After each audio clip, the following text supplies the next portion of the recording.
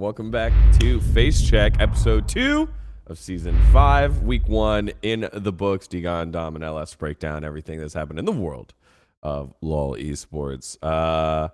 Man, we had some big name rosters come on through and hit expectations. We had big names on Dignitas that looked very out of sync, and even below that, we have Immortals that look like Astralis. I guess is probably the best way to put it. How's it going, guys? Dom, how are you? I'm good. I missed LPL today for the first time in like a while, going back to summer. It was it was just impossible for me to do the sleep schedule for today. So I actually am well rested, where I thought today was going to be hell because we had LPL into this, then I was doing LEC Live View into Power Spike, which we're doing later. But now, we actually feel good, so we have some energy for the stream. That's what's up. LS, how are you, man? You know, I've streamed 130 hours in the last 11 days, so we're back. We're back in that schedule, so we're tanking it. So we're tanking it for now, but for both of you, because again, I always say this to everyone that ever asks. Yep. You two are the hardest working guys in League of Legends based off of just the sheer amount of hours that you both put in.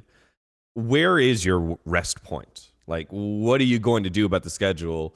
Like, where can you take a game off or something? Like, what that I think is an important question that hopefully has an answer. When it kills me, I think is probably That's not a good answer. a pretty good stopping point. When I literally die is when we'll stop. Yeah. How about you, Nick? Have you figured out, is there like a week of like bad games or a day of bad games somewhere that you're going to take a break? Funnily enough, my doctors that the assessment center that actually made the autism diagnosis for me actually told me to quit. They actually told me to retire.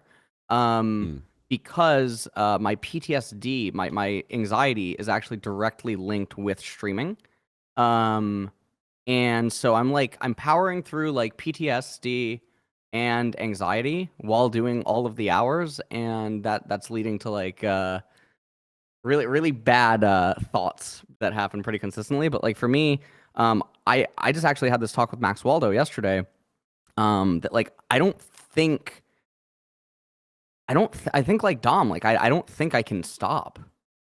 And Not yet. Yeah. But I've made a lot of steps to obviously have like a team of people around me now, which I've never had before. So that should alleviate stuff, even though I'm still powering through. Okay. Well, as long as there's, at least where the point would be. And Dom, I commend you on taking a break for today. Just find those spots, guys. Find those spots for yourselves, and I think everyone around will understand. Again, the amount of hours that you guys put in. If you miss a day for yourself, very important. Speaking of missing days, we had the LCS missing on weekends because now it's on Thursday, Friday, and it was coming into. That was a good transition. I did so good. Coming into this week, everyone was kind of like, "Oh, it's over. Viewership's going to be like impossibly bad, and it's going to feel awful." I kind of want to ask you guys, because I was there in person for both days, Thursday and Friday. It was sold out, actually, Thursday. Friday was not sold out, but Thursday was sold out. People were there.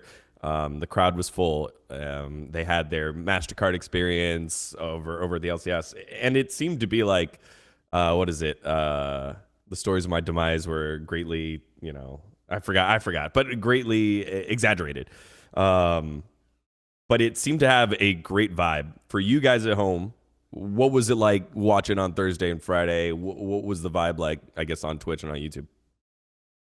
I mean, for me, it feels way more professional. LCS seems like, I don't know what happened, but it feels like there was passion missing from it for the last 2 years. I mean, we've done this show, right? And we always talked about how it felt lifeless. It felt like the production embodiment of watching XL Gaming play, where it just was like depressing. It was missing something. There was something that was just like sad about it. But now it just feels professional again. Like the transition, it feels like there's more life. The stage fucking looks good. Like Stage looks great. It just Stage feels looks like great. you're back watching LCS again. So I mean, I think that this is the best start that I've seen to an LCS maybe Yeah. in forever.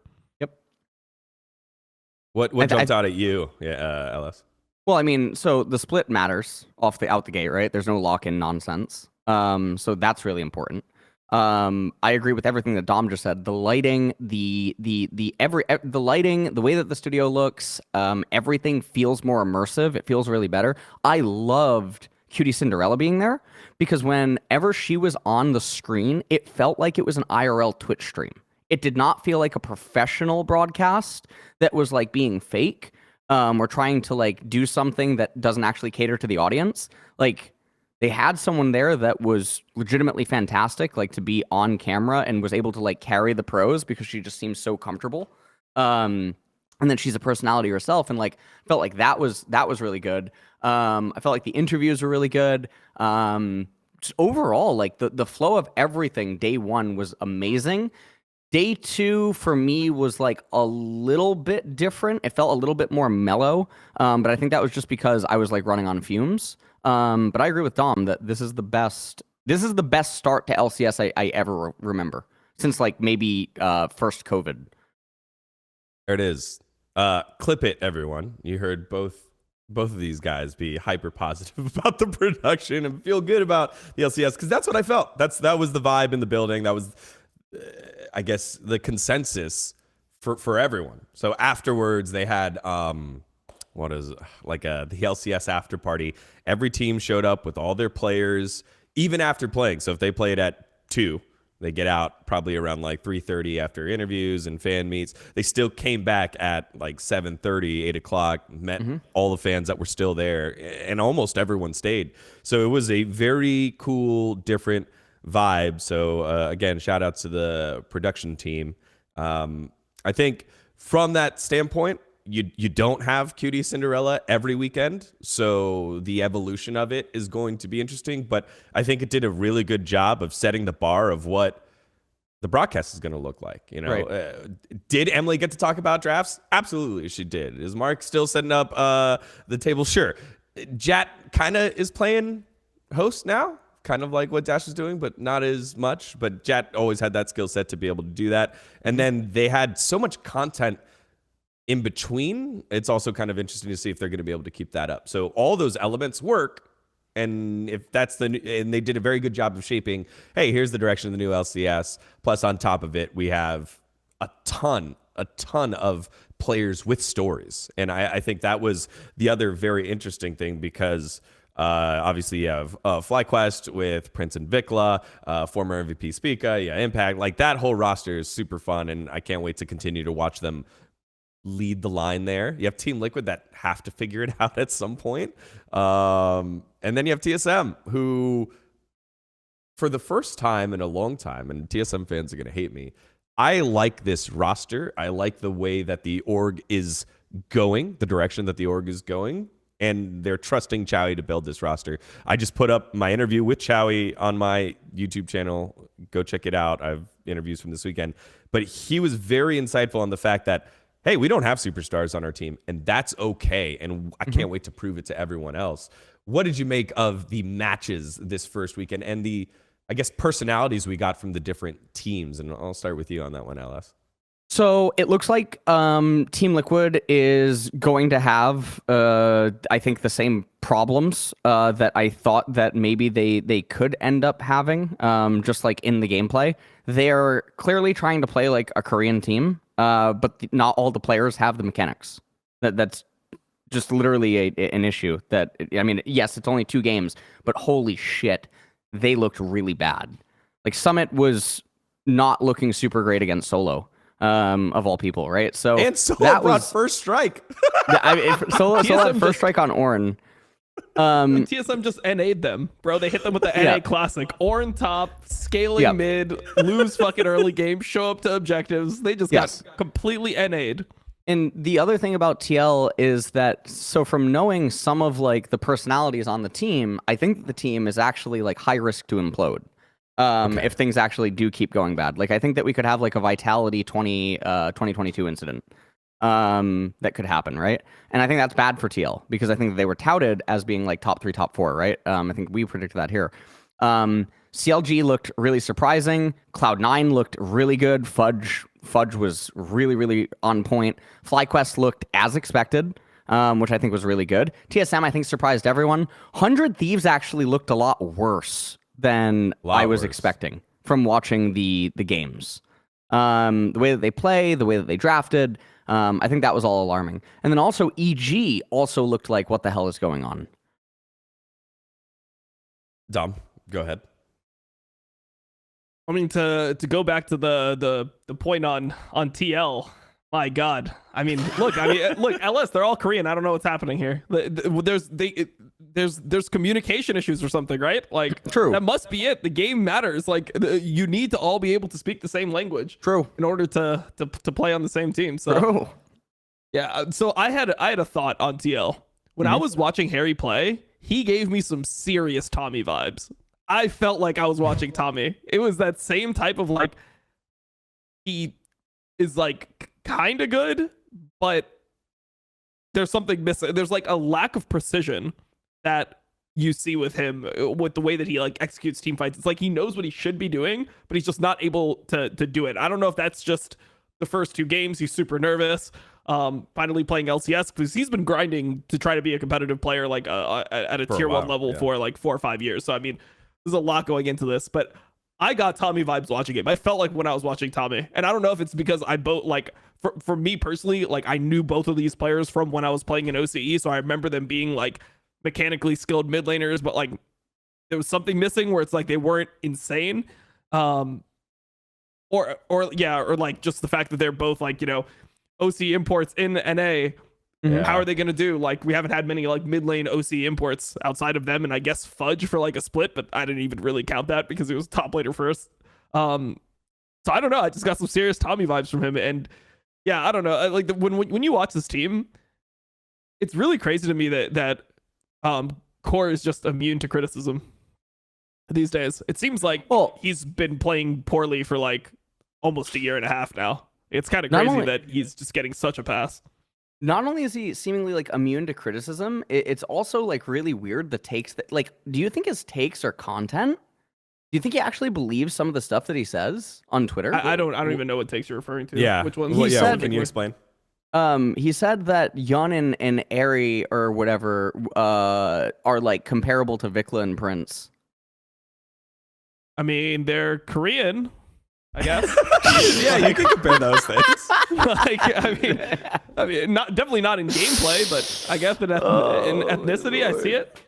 Oh my lord! I mean, it is legitimately like he says things like this, and I mean he's had other like really insane takes, right? Like during Worlds, he had some really like just outlandish ones that I think are like, does he actually believe it, or do you think he's like next level?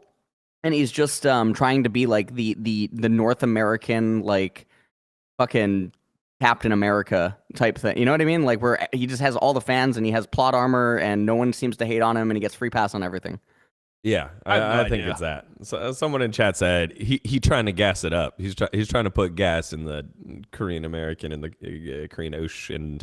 Yeah, didn't quite pan out there, and I think he has to do that as the elder. So one of the other interviews I got was with Jan after their first game, and so I did ask. Remember last week you said, "Hey, Korean American or like Korean descent culture or Korean half Korean culture, you know, maybe that's going to be different." Jan addressed that. He said, "No, like Harry and I definitely." In comms, it's in Korean. We understand Korean. It goes by fast. So if I need clarification during VOD review, then I'll ask. But generally in games, it's a full Korean, communication system, and we get it. I think we just didn't play to the standard that we wanted to. And I think, right, because like they got the opening kill on TSM. Like Jan is playing fine. I think a lot of it, unfortunately for now, is on Harry, and then Summit super coin flipped against Solo. I had the chance to interview Solo as well, and he was like, "Yeah, man, I was just getting blasted that first part of the game, and then Summit just started inting, and I had scaling runes, and we kept, buying damage items. So I want to wait to see here before we call Harry the new Tommy.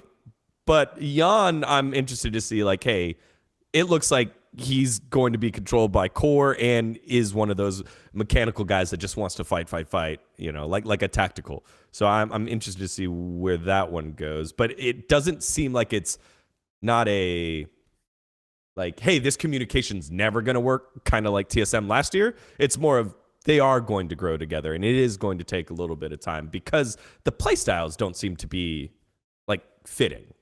I feel like it's just more of a playstyle fit. Right. Nick, what do you think? I mean, I think so I mean, my thing is that the way that they drafted, it looks like it's like sort of trying to do like LCK things. The problem is, and I've been very adamant about this, Yoshik is one of the most bizarre signings to North America because he was not even a top 5 jungler in LCK. He won Worlds. Yeah, so did Looper. Okay, like so did Crown. All right, like we can play that card. Hey, Crown was good. Crown was good. Crown was remember good for the a Sword little Art bit. signing? Yeah, like Crown pressed R. Like in Crown that pressed finals. R. I mean, there's the On Sword Faker. Art signing too, which was supposed to be heralded as like one of the best players and everything. And we saw what happened on Well, if winning Worlds TSM. is so easy, why don't you win Worlds? Exactly. I mean, duh. I mean, oh, you checkmate, loser, right? Like, Yep. oh He my already lord. had saying, won like- Worlds in the plan with Cloud9. He was like, this is too easy. I'll just Yeah, exactly. That was it. And Max even knew that this was Cloud9's year for Worlds, which is why he quit. It would have been too easy. Yeah. So, true. it's actually, Nice. yeah. Okay. I was gonna unnecessarily dunk on Max. I'd be like, hey man, but you haven't lost at Worlds yet. So, Exactly. All right. There you go. Yeah, I haven't. Wait, never mind.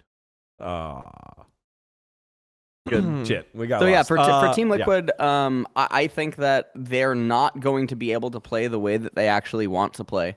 And I think that they're going to be extremely stubborn and just keep trying to force it. And I think at best they will still end like 3rd, 4th. But I think it's not going to be the kind of 3rd, 4th that I think that we were predicting, where they just like lose out to Flyquest and C9, and then maybe EG. I think that they're going to look like a much weaker 3rd, 4th, where it's like similar to 5th.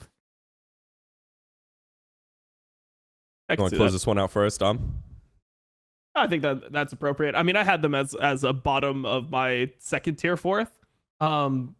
First, I mean, I thought Summit would carry, but my issue with the team was always they're having like a rookie AD and a rookie mid laner. I think it's really hard to win if both of your main carries are rookies, because to close out a lot of these games, like you're going to need to have them Right. perform and take over team fights, and like every one of those learning, those times to grow, those growth phases, those learning moments are going to just be losses. Like, I mean, we saw it here in these games. These are literally games where Harry's going to review and be like, okay, so this is, I mean, if I play a team fight like this, then we just lose every single time. And then they have to get better, and then they have to run it back. I mean, maybe they can do better for summer, but I just don't see how they'll be able to win with, that much inexperience in crucial roles at the same point in the game. Like, I think it'd be different if you had like a veteran mid laner who was like solid, and then you have a, rookie jungler and a rookie AD carry where they're playing different points of the game.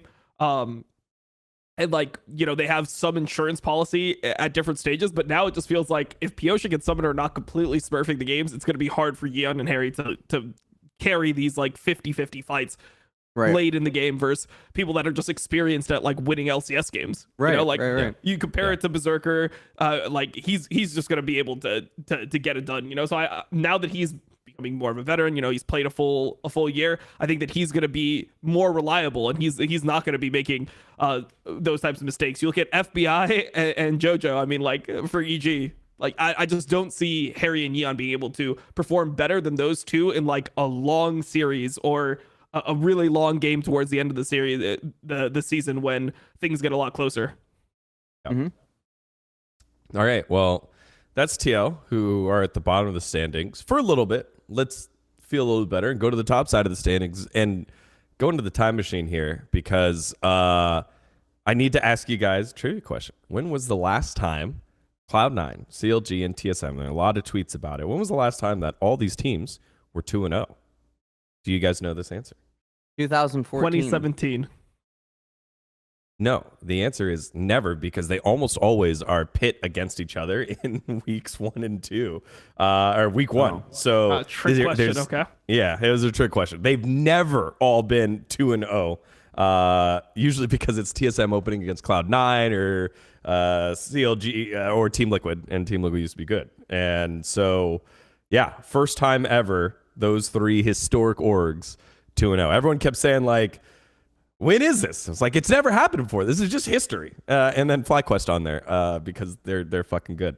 What do you make of the start for the old guard here? Cloud9 expected up here. CLG, TSM, not so much, especially with CLG playing EG, TSM playing TL. I feel like it's good for the league, but how do you feel about this, Dom?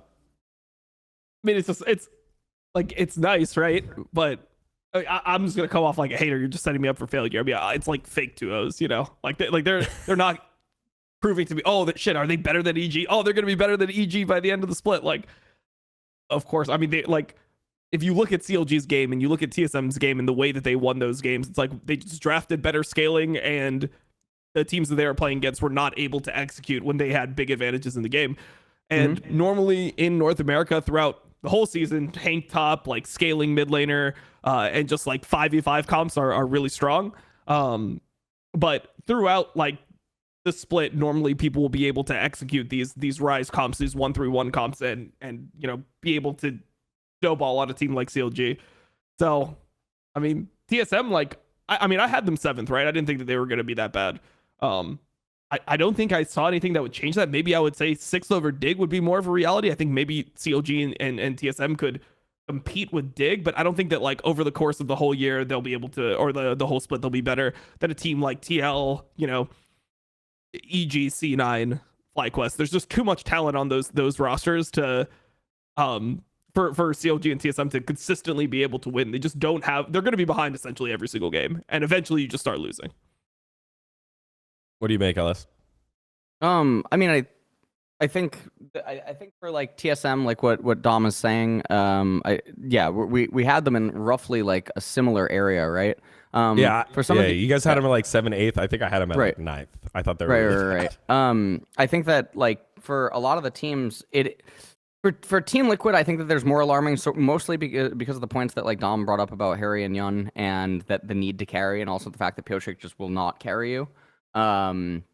Like things like that are problematic. I think for like the upper side of the bracket, CLG, I do not think it's in the cards. Like I do not see them ever really upsetting any of the absolute top teams. I just don't think that it's possible because I don't think they have the talent on the roster to do it.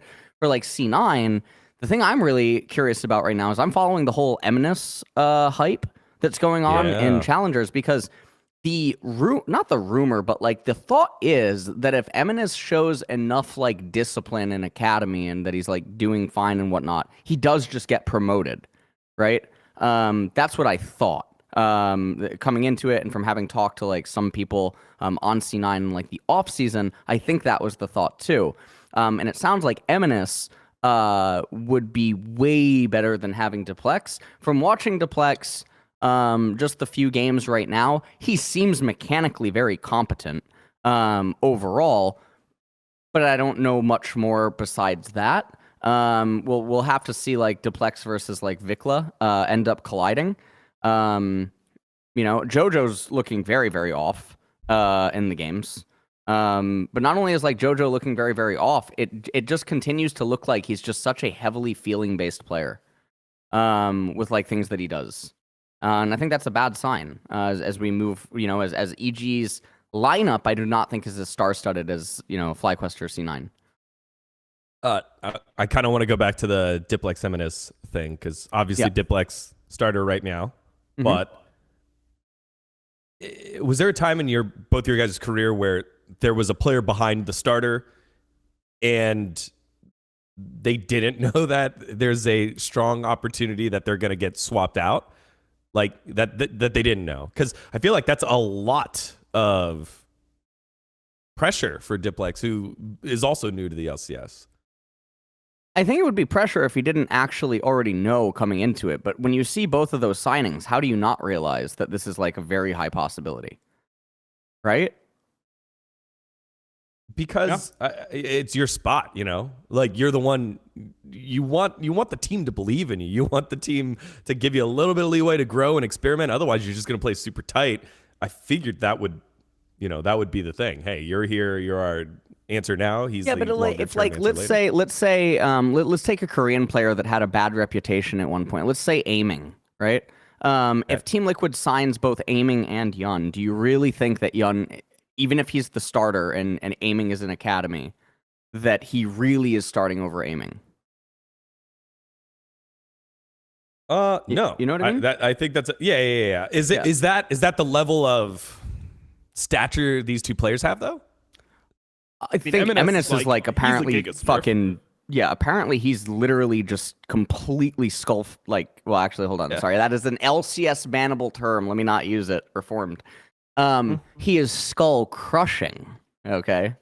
The opposition. And apparently it is really consistent. He's averaging 2.5 solo kills a game, which is unheard of. It's the highest in the world. Yeah. I mean, the thing about Eminence is that he's actually just next level, like, crazy.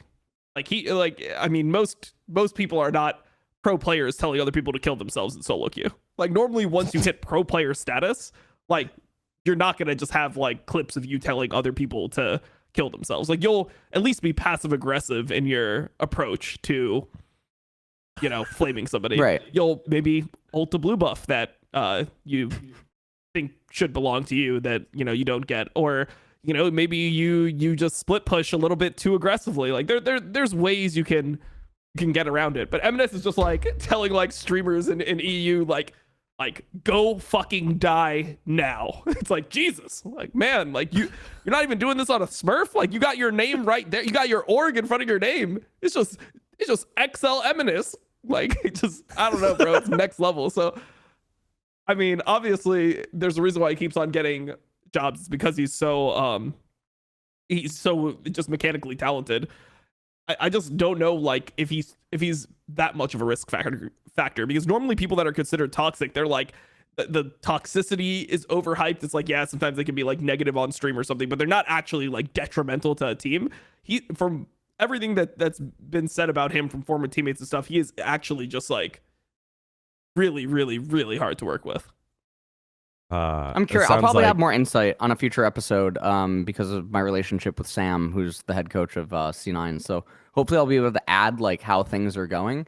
You know, I mean, also like Eminence, like that level of toxicity. I mean, I'm genuinely always curious what it comes from, right? Does he just lash out uncontrollably at teammates? Like, what does it stem from? I'm always most interested in the why, not like the fact that it just happens.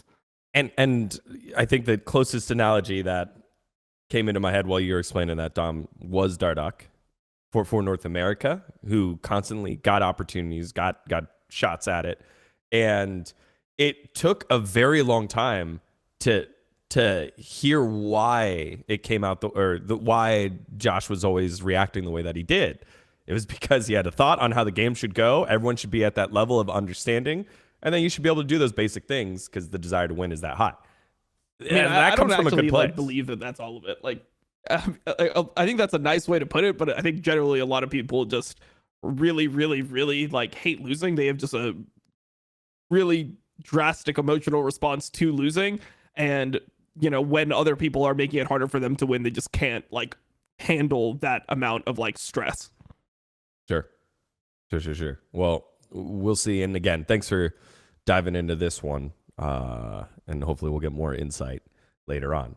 Another team you brought up earlier, and a point you brought up earlier, JoJo and Evil Geniuses. That kind of correlation, I believe in JoJo, but if you're playing on the opposite side and you don't believe in JoJo, especially after you know, a great, you know, rookie year, a thing that is talked about a lot is called a sophomore slump. And a lot of that can happen due to the lack of infrastructure around. The coaching staff Tactical's been in a sophomore slump for like the last 3 years, so fucking crazy. That shit can get you. Oh, sorry, Eddie. The strays are coming. We didn't even get to talk about Immortals yet. Are you not? How worried are you about JoJo not being able to find his form because you don't have a Peter Dunn right behind you? You know, who's been his biggest critic, but also a biggest fan. on a day-to-day basis to put that discipline there? Because I like the way that you worded it. He's a feeling player. Me? Yeah. Oh, okay. No, I mean, I'm not sure. I'm not sure. Like, again, I'm not sure how JoJo reaches conclusions, right? It really does seem like it is extremely feeling based. I think like it seems like he does a lot of things that don't really seem to have like logic. He'll repeat a lot of the same mistakes over and over, and especially after breaks, it looks like he actually reverts. And I actually talked about this last year with MSI and everything that ended up happening, right? Where they came off of MSI, and like even this year, right? JoJo said he learned so much at Worlds, and it's like, what did he learn? To build Oblivion Orb again? Like, I don't really know what to think of, right? When you have an elite level player in their role in the region, but then you see them doing things that are almost like regressing in some ways, right? And the Oblivion Orb might, like the Oblivion Orb thing that I'm like pointing out might seem really minor, but I think it's a symptom of a much larger underlying issue. Either he doesn't pay attention to what's going on, because you couldn't miss the Oblivion Orb stuff, right? Like during Worlds, it was impossible. There was like 4 front page fucking thread, Chakrez, like whatever, right? Yada yada yada. It was all over fucking Twitter. If you're an elite level player, usually in my experience from talking to and dealing with elite level players, they're always looking for stuff. They're always talking to people. They're paying attention to everything. They're trying to absorb information. So how is it possible that like thought-based things are like regressing, or like laning phase things where he's just aimlessly pushing and then dying for no reason? It's alarming, I think. Yeah. I mean, he looks like one of those players that it's not that he's just bad and he doesn't know when he's safe and when he's not. For me, it feels like he wants to progress the game. And if you look at like the player acquisitions for EG, when you get Someday and you get FBI, you're going to just be playing a slower game. Like that just is what it is. And Someday is not playing side lanes well at all, right? Like Someday is just, right.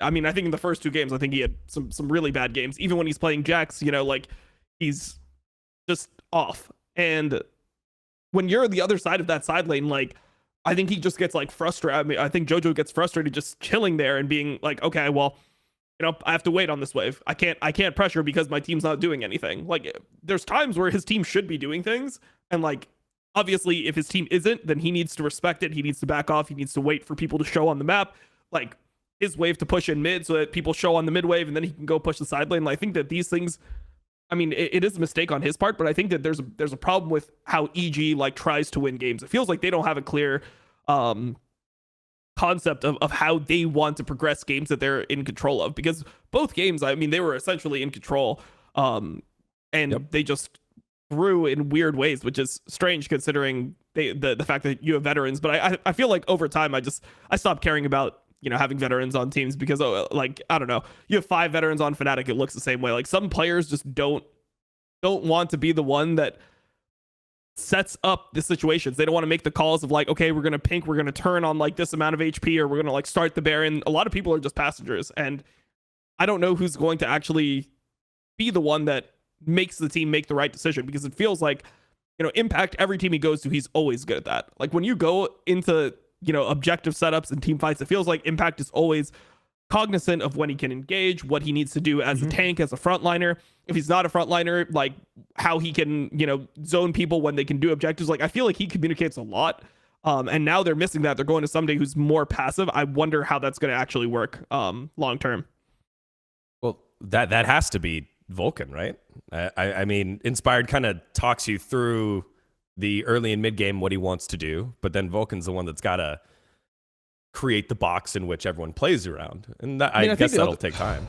Well, it's deeper than that, because it's not only just knowing what the team should do, it's being able to like understand what somebody else should do in real time and be able to prep them for what they need to do before the situation actually occurs. Because if Impact's actually having a great idea of, you know, what he should be doing as a top laner, like how to, you know, space when he should push a wave and move and all that stuff. If somebody's just showing up at random times and it's like, yo, bro, like we can't do anything right now. Like you just pushed and you came to this like mid lane, but we don't have control. We're not playing for an objective, like whatever. We don't have like the setup. We're not on the item spikes. We can't tank it at this point. Like if those situations are happening at weird timings, it's very hard for a player to be like, oh, like I'll just fix it with comms. You have to be predictive in your approach to what the player is doing wrong and to be able to actually micromanage them in the side lane. I think it's extremely hard for anyone to really do. Like normally when you get into the mid game, it's really like the top laner and the mid laner that are doing a lot of the communication on what they're doing with their waves. Like,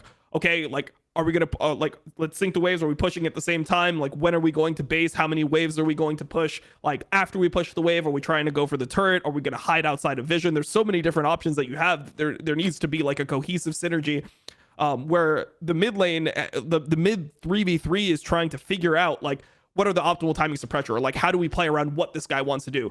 If you're playing with the Jax, which is what Someday was playing in the first game, you want to be able to allow them to exert their pressure when they get ahead. When they get to that point where they should just be able to, you know, take the turret in front of the other guy, kill the other guy under turret, you want to be, you know, waiting for waves where he can do that, pushing mid, dropping vision for him so he can do it safely. You want to be setting up around that. But it feels like because Someday doesn't know what to do, they just kind of end up grouping and looking like the standard NA team where they just end up in the 4v4 mid. They're looking at the other team and no one really has an advantage and they all just are just staring each other down, which is one of the symptoms of you know, I mean, it's one of the symptoms of NA long term, but it was also a big problem on 100 Thieves. 100 Thieves was pretty fucking bad in mid game for a while. They got it together a little more last year, but their whole thing was that they were 100 sins, right? They'd have to win super fucking early, or else they would not be able to just like out strategize a team in the mid to late game. Yep.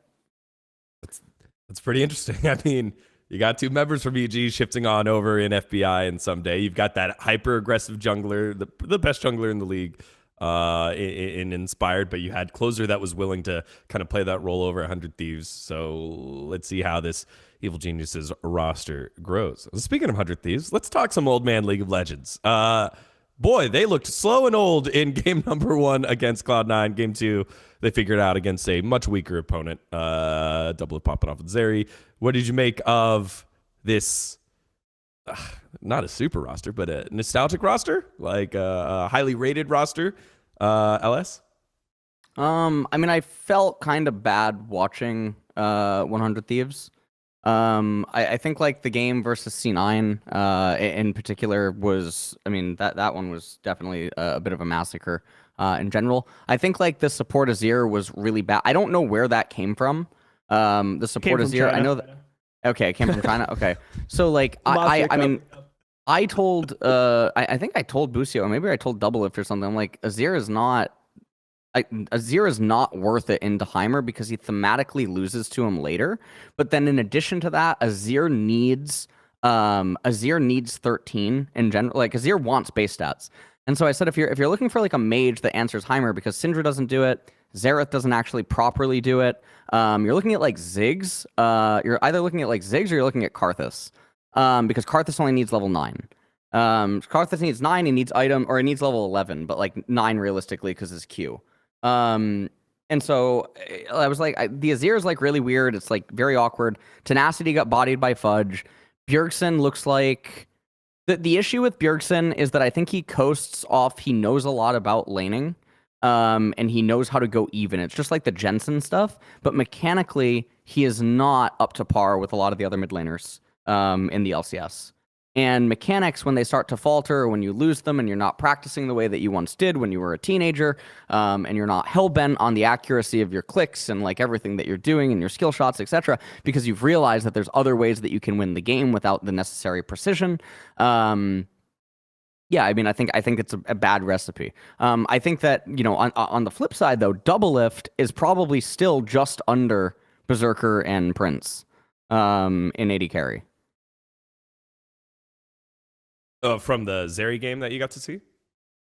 Just in general, right? From watching Stream and Champions Queue, right? When he was playing that a lot last year. I mean, that's pretty much how I felt, is that he mechanically actually looked better than the other ADCs inside of the league, and he's definitely going to know a lot. But yeah, I mean, I think Doublelift is still going to be a pretty solid 3rd, 4th ADC. What do we make of, I guess, Tenacity, right? Tenacity and Busio. Let's look at the new guys, the kind of new guys here. Yeah. Busio, for me, is probably the most potentialed support in LCS. I think, because if you talk to him or if you watch his stream, you watch how he assesses things, you look at his champion pool, you look at like his age and everything else that's going on. I think Busio can be nuts, right? I think like even being willing to pick the Azir is sort of like a testament to how open he actually is to like things like this. And I think in that regard, there's a lot of potential upside. I am worried that Tenacity and Busio get TSM'd. Because they're already getting TSM'd. I mean, yeah, you know what I mean. Yeah, no, exactly. But I mean, like, if you watch the games, like that game. Yeah, there was there was an ode to TSM there in the macro plays. Yeah, there was absolutely. Dude, TS like 100 Thieves is essentially just they're already becoming TSM. They did the do nothing and lose already. That's the TSM classic. That's the worlds that we all remember. You know, with these two guys, like you get a little bit behind.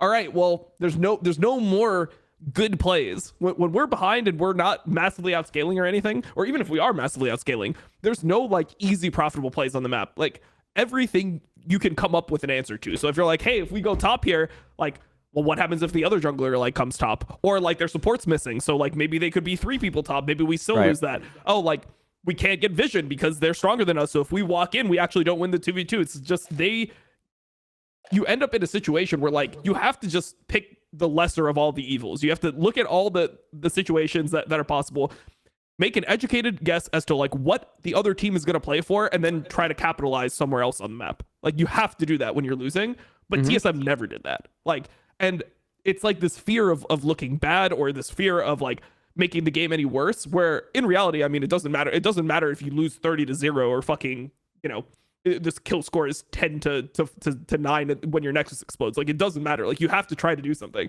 I feel like this 100 Thieves team is going to do this frequently in LCS, and it might work, right? Because there are teams that don't look like they know how to close out games. Like EG didn't look like they knew how to close out games extremely well.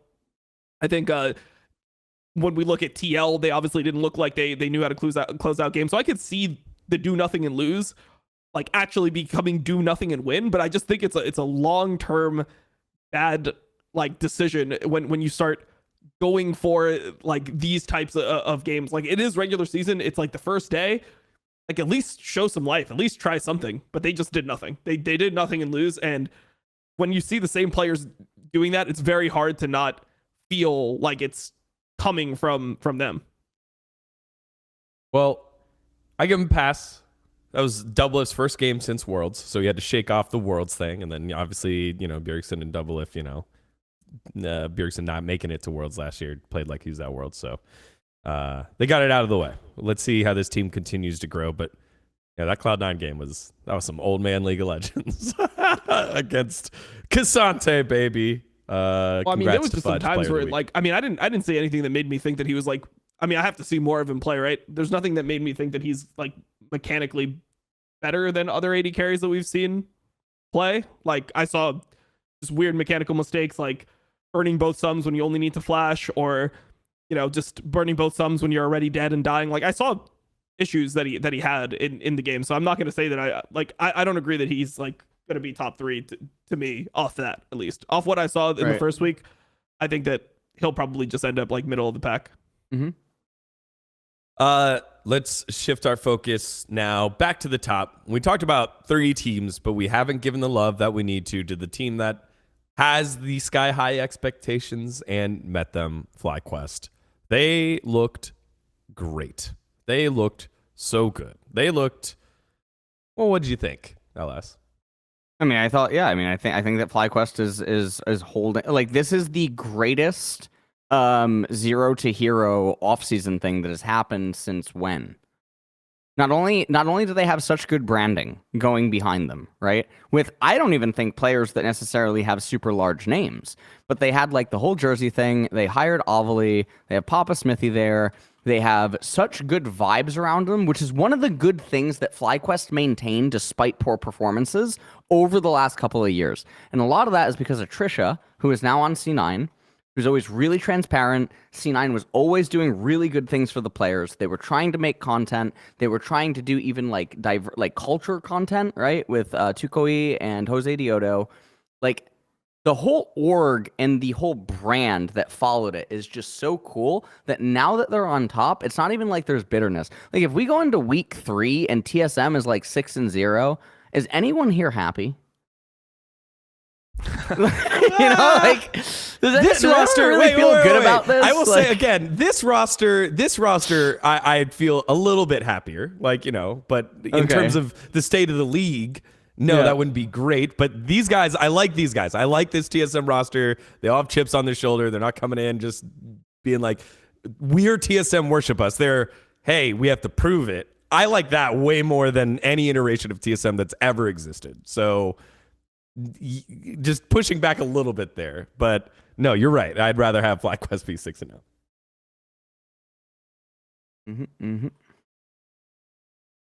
Also, shout outs to the person that has been there, right? Because Pop Smithy came and joined recently. Obviously came and joined recently. This roster has been put together recently.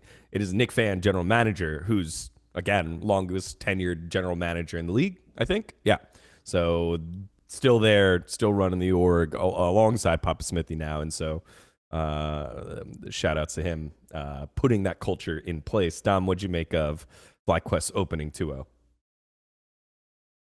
Yeah, they looked really good. When I was watching Prince, it literally looked like a challenger player smurfing in like a master game. It looked like he didn't get pushed at all. Like he didn't even have to try to perform mechanically. It just looked so easy for him, which was really crazy. Just his, you know, his just base skill level. Like it doesn't matter if he's in a different team or there's bad communication. He just knows how to fucking pilot his champions and just play extremely well. So he's definitely lived up to the hype. I mean, we had him as our like MVP coming into this week. I don't think he did any, like, I think he started pretty much as well as he could for that.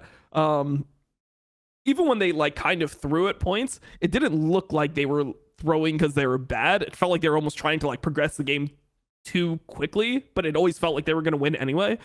So I don't know. When I was watching them, I was really impressed. I mean, I thought they all were playing well. Just the mechanical proficiency of the players on the team is at such a high level. Like you even see Vikla escaping from ganks. The way that he escapes from ganks, it just seems so much more precise than you normally see from players. I felt similar to Diplex, to be honest. Just watching them both play, I was like, damn, like these guys are. That's the reason why they're imported. Like we don't normally see, you know, this level of play. And then Prince was also just completely insane. So yeah, I was happy watching them. I think that they are just. I don't know. They're just better, I guess. The thing I'm most excited about is to see Spica just continue to get unlocked here, get it back to MVP form. Like again, one of the best junglers in the league when he was on top. Inspired came in, and you know that title very clearly Inspired's to lose now, but we know the highs that Spica can hit. So excited to see what he's able to do. Yeah, I think. Yeah, I think so. Like, whose highs do you think are better, Blabbers or Spica's? I mean, I think Blabber's like the fucking NA GOAT. Yeah, you do. Yeah, Blabber. I think Blabber is by far and away the best jungler in NA. Yeah, more than Inspired. Especially, so right now, well, Inspired's looking very off. Even at Worlds, Inspired was looking very off. He was not looking like. Now I was inspired, like I was saying Inspired was the best Western jungler playing in pro for like 2 years straight, right? I was always championing Inspired. I know that he has a champion Ocean, and I know all these other things. But I think Blabber is actually being a lot more consistent, and Inspired seems like he's actually getting worse as a little bit more time passes. So like I still think Inspired's probably second best in the league right now.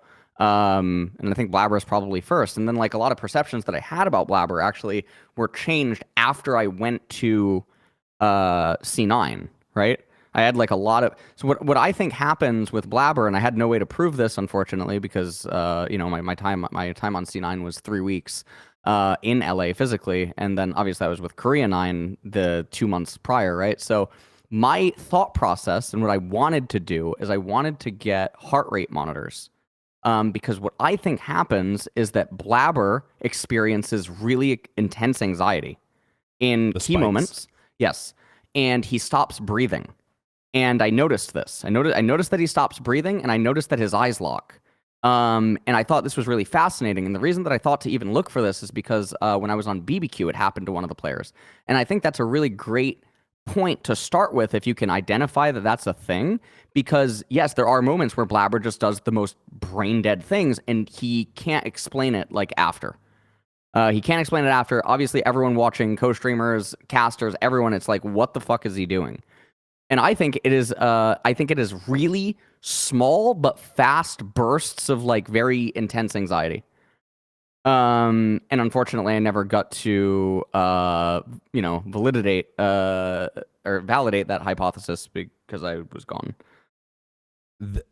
That's funny. I only know this because when I would play Clash, one guy said, "Yeah, during smite fights, I hold my breath. So if it's a long smite fight, I'm definitely." I can't really function later on. I'm like, oh, that makes sense. So interesting hypothesis. I guess we'll figure that one out later. Let's go to the bottom side of this one. Dignitas, Golden Guardians, Immortals, the O2s that we haven't talked about yet. Some O2s better than others. Let's talk Golden Guardians. Let's talk Golden Guardians. They had to field young. Because their mid laner is Gory, right? Gory wasn't able to make it on in. They said at the latest week 3, so it might be in next week.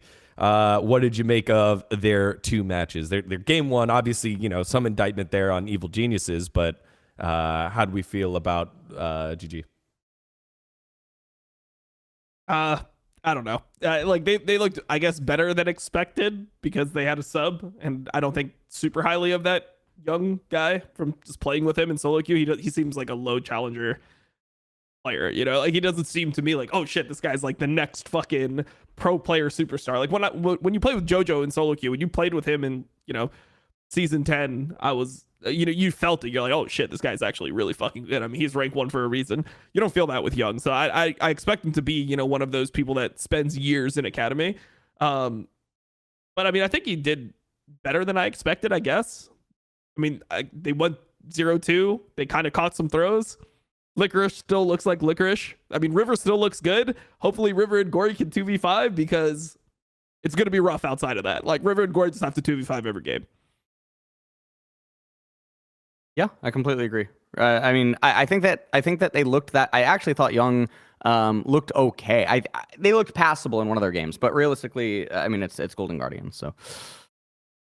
Yeah. I fear that their current standing is representative of where they might end up. So, well, we'll keep an eye out for what they do in the future when Gory comes on in. But yeah, River looked okay. Let's move to Dig. This is the vet roster that, this is a veteran roster. I'll let you guys make the judges there, Dom. Dig? Yeah. Yeah, I don't know. It's rough, dude. Armut's just gonna cop 18 Narbans for the split, and that's gonna be it. Like teams know how to draft. In EU, there's more ego. That they're giving Cassante to Evie every single game. In NA, they're just like, oh, you only play Nar. Well, we're only gonna ban Nar then, and then he just becomes Armut. Yep. This is what it is. 18 bans of Nar, and he'll probably be playing Academy soon enough. Look, it's just a fucking Hoon waiting room. Can I just say that? Everyone just wants to see Hoon play. Like, Armut, like, it's fine, bro. Like, you got 2 championships. Like, you smurfed in 2021. It's Hoon's time. It's Hoon's time to shine. Let him cook. That's all I got to say.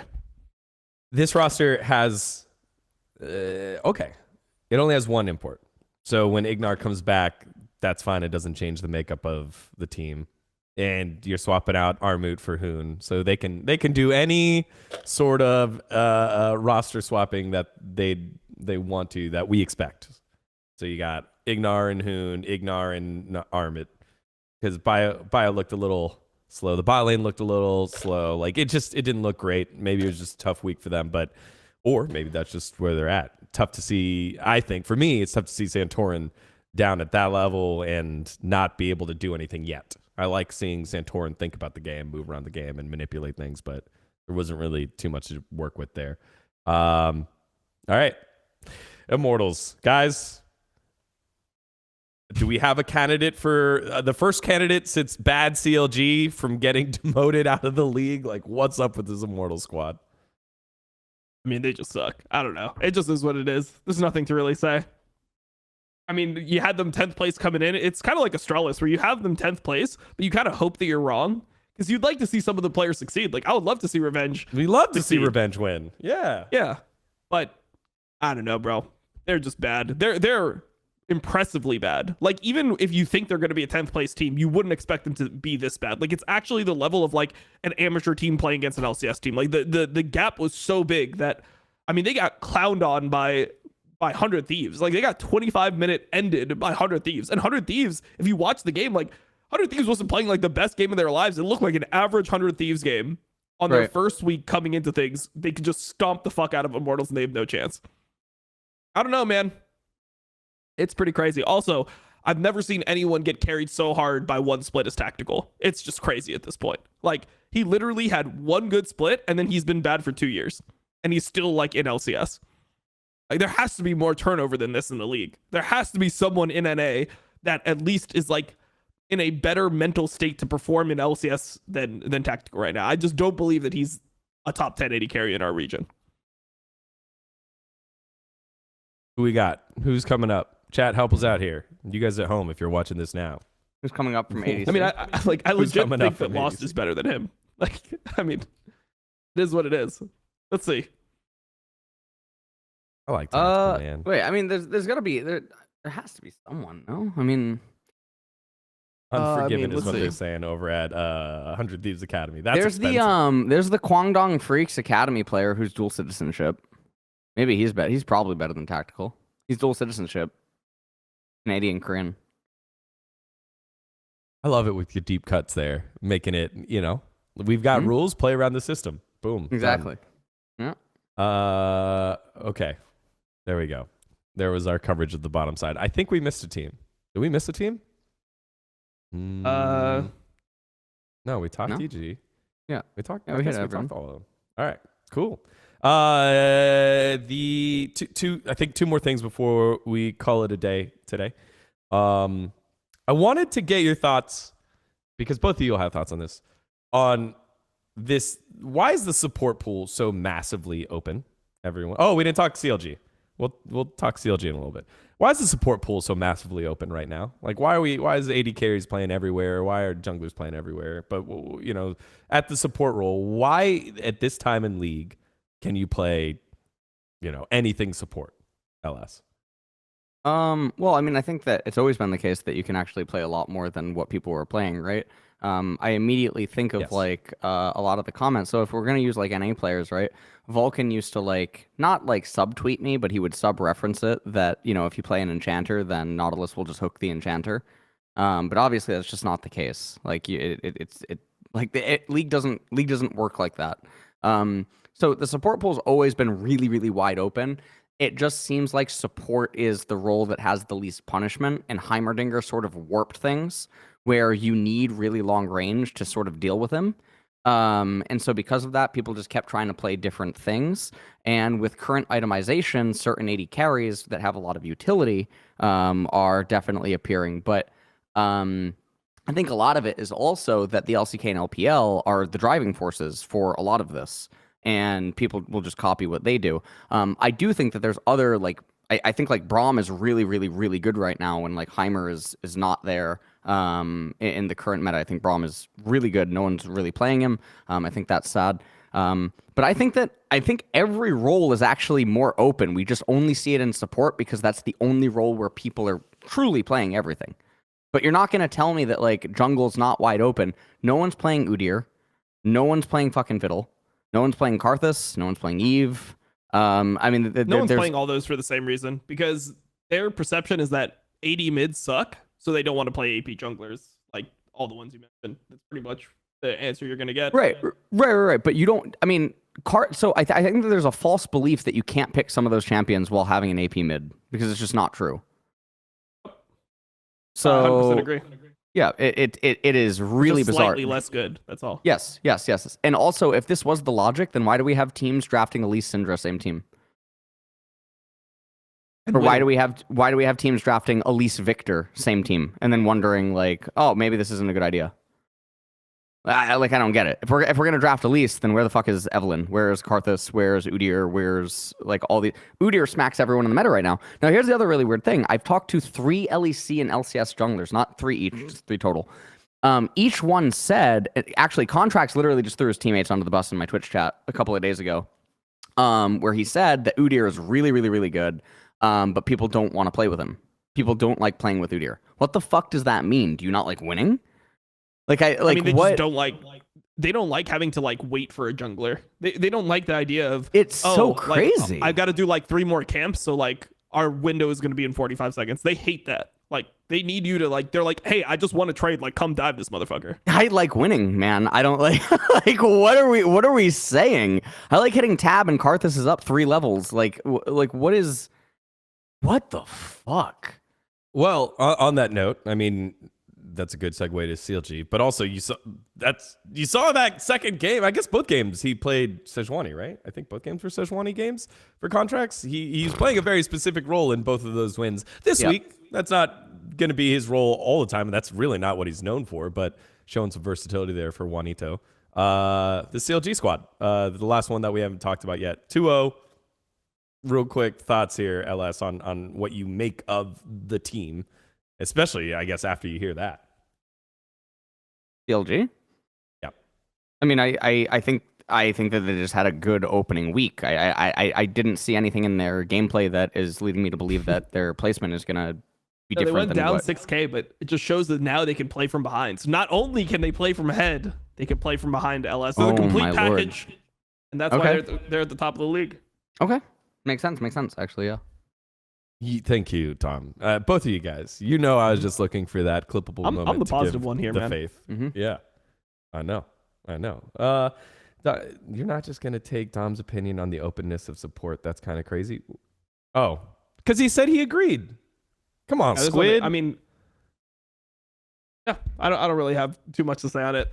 Support players just finally realized that like their support items are just way too fucking broken. Right. Like Spell Thieves and Spectre Sickle or whatever the fuck it's called, the AD and the AP Spell Thieves, they're just broken items. Like, why do Right. supports get that much gold early in the game? It doesn't make sense.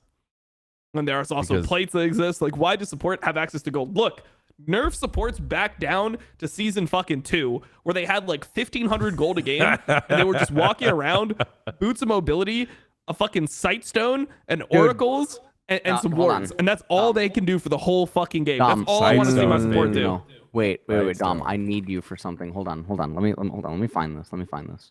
Whoa. Wait, Dom. Hold on. Wait a second. Need. Hold on. I need Dom. Okay, Dom, listen. What are you doing Wednesday? Nothing. LPL. You have LPL, no? Yeah, I mean, I have LPL and I have like other stuff too, podcasts I too. need you to watch one sandbox game with me and just watch Kael's inventory. I don't want to see him buy 150 pink wards. He's averaging like a 27-minute mythic on enchanters. Yeah, I mean, I guess for that reason, I guess that just shows that Spell Thieves isn't buffed enough. I changed my stance. Buff Spell Thieves. Supports are not getting their support items until 27 minutes. I can't. It's the most disgusting. I can't. It is by far and away the most perplexing thing I have ever seen. I don't know. Dude, I don't know. why do we have good supports, man? I remember when every team just EU put has their good worst player supports? on support. Yeah, I am tired of seeing good support players like Carrier and stuff, like actually smurfing. If he's that good, have him play another role. Like, the support is supposed to be the worst player on the team. He's just supposed to buy some wards, like die a lot, like put some fucking wards down for the team, be positive in the voice comms, be like, hey guys, like we can do it. We win this fight. Like, nice. Like that's what I want to see out of my support. That's it. That's literally all I want to see. If Carrier came to NA, let's say NA did a draft, they draft Carrier first to play any role. What role is he playing? In your opinion? Mid. Probably mid. Yeah, or jungle. I mean, supports and junglers. I feel like it's the easiest transition for a support is jungle. Most of the time. Mid's his second favorite. So That's inside information. So I guess, yeah, boom. I guess LS wins. Well, remember, not first one to do it. High did it first. North America did it first. there you go. Done. Whatever happened to High? Is he still on the LCS? No, he's not on the broadcast. He started in org, didn't he? Well, That's a he's little had while Radiance ago. for a while, but holy shit, Yeah, Dom. yeah, yeah. Like 2 of the people that ended up being Nope. removed from that org, like there was King Vex. Oh, King Vex got God. removed. Yeah. Oh, yes. Wait, is he King still on the Vex. run, or did they catch King Vex? Did they catch King Vex? Let me see. That's a great question. Also, we're gonna have to wrap the show up in like 2 minutes, dGON. Yeah. So. Yeah. Yep. Yeah. All right, King here we Vex, go. 3. While you get King Vex time to pull up for our friends over at Esportsbet, we're going to do our Facecheck all in, where we pick games based off of the odds that you can check out now over at esportsbet.io. Play responsibly. Make sure you're of age. Make sure to read the terms and Bradley conditions before you hop Miller. on in. All right, let's take a look at some of these odds that we have here. Dom, I'll let you go first this time since I took the easy one last time.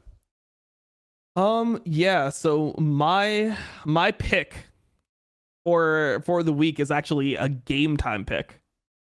So my pick is the 100 Thieves versus Dignitas. I think it was game time over like 31 minutes. I think that's my pick for the week. I just feel like there's going to be some boomer macro in that game, right? Like Bjergsen versus Jensen, you got Santorin in there, Double Lift. Like these are teams that, look, 100 Thieves won fast against Immortals. I don't know if they're going to win fast against a team like Dignitas. I'm expecting some boomer ass game going to like 45 minutes with like 8 kills. So I'll go over 31 minutes. I guess that's our best one.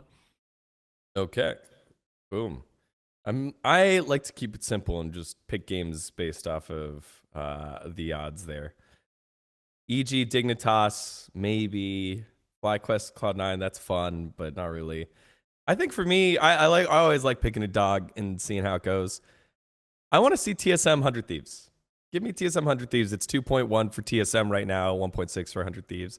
Give me TSM as a dog here, just because they'll play Evil Geniuses where it's kind of up and down, but I think they have a shot here against 100 Thieves. So, boom. Wow. I've just completely turned the narrative of my last 5 years picking TSM, but I like this roster. I like what they did. Yeah, LS, do you have one? I for us? think TSM 100 Thieves. I think TSM could win off the most recent ones. But realistically, I mean, Flyquest at 1.7 is not bad versus C9. Again, Cloud9. Yeah, that was the other one. Flyquest is not bad. I think both of the TSM ones are not bad. Both versus EG and versus 100 Thieves, at least from watching their most recent games. Yeah. I mean, TBD C9 at odds. 1.5, like C9 at 1.5 versus CLG. I feel like CLG is getting a little bit overrated from those first 2 games. Like I feel like C9 should be a massive favorite in that game. Yep. I think that's another good one. Yeah. Yeah, it's very interesting that Golden Guardians is the only one getting like ×4 odds, 4.4 against Flyquest to be fair, but no other dog is like that bad. Like Team Liquid Immortals, anyone playing Immortals should always be like on the opposite side, but I guess not.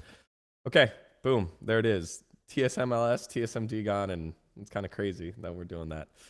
All right, y'all, thank you so much for watching this week. LS, Dom, where can they find you? Let's start with you, LS, this week. What's your schedule? I'm going live with LEC as soon as the show ends, and then after that, I'm in between games making my competitive spring split tier list. I think I'm gonna have Drew2, Crowny, I think Upset, add input, Trimby. I'm gonna ask. I'm gonna just have a bunch of pros like add input when it's finished. The usual thing that I do. So I'm doing that on stream, and I resumed coaching today. The coaching is now re-available, public coaching. Sweet. Dom, how about you? Yeah, I'm gonna be doing LEC. We got Power Spike later, doing LPL every single day starting from today, and then we got LCS on Thursday, Friday. So yeah, that's pretty much it. The grind continues. You can catch this episode of Facecheck over at the Esports Bet YouTube page. A lot of you have already found it. Great job. Make sure to like and subscribe. I am putting up my interviews from this last weekend of the LCS. There's already a couple up right now, including with Vikla, who just went straight into it. Very fun guy, hopping into his English. It was great. Vikla, FBI, Chowie, Contracts, who I've never seen Contracts this happy. It was the coolest thing, and solo as well. So make sure to check that out over at dGON Esports. All right, everyone. Thank you so much for watching this episode of Facecheck. We'll catch you guys next week for another episode. See ya.